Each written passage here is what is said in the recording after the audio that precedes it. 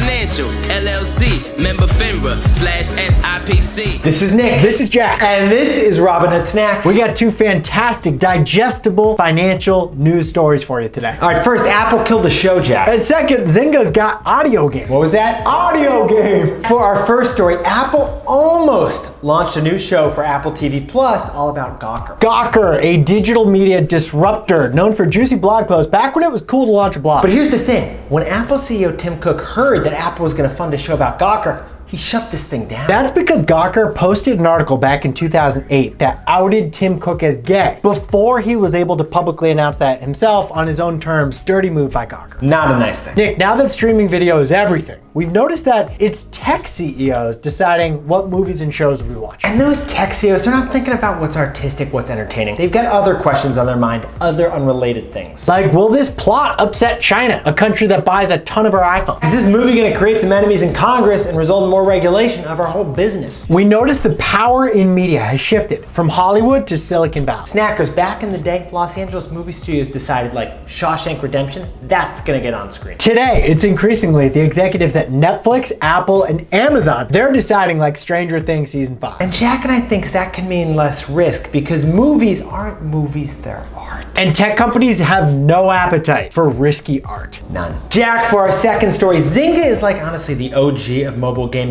Words with Friends, Farmville, you know what I'm thinking. I'm a big fan of Words with Friends. Played a bunch of games with my buddy Dave. Like Scrabble, but no tiles and no like triple word score. Now here's the funny thing about Zynga Snackers. They use the piggyback strategy. They would grow on Facebook so that if Facebook grew, all their Zynga games would grow. Only problem there, if Facebook tweaks their algorithm, which they did, no words, no friends, Zynga stock fell 80% in 1 year. So here's why Jack and I were shocked. We just saw that Zynga's pursuing the same piggyback strategy, but with Google instead of Facebook now. Look, Ma, no hands. So Zynga is gonna put audio games in Google Nest devices in your home. These virtual assistants, basically Google's Alexa, they exist in 68 million homes worldwide. Honestly, Jack, they're trying to reach people like me, like non-gamers. You're cooking lasagna on the one end, and then they want you yelling out, "Hey Google, 3 across, that's snacks." Or you get snacks and need to make an anagram. You can also spell can, or sack, or sacks. Or you need some help, you get a hint. "Hey Google, I need a hint." It'll tell you a hint. So Jack, what's the takeaway for our buddies over at Zynga? Nick, audio is having a renaissance. Snackers, Spotify has invested like $1 billion in audio podcast content. Audio is so in, 100 million people are dropping like $200 next year to buy AirPods, ear candy. The way Jack and I see it, smartphones blew up video games. Zynga thinks voice assistants will blow up audio games.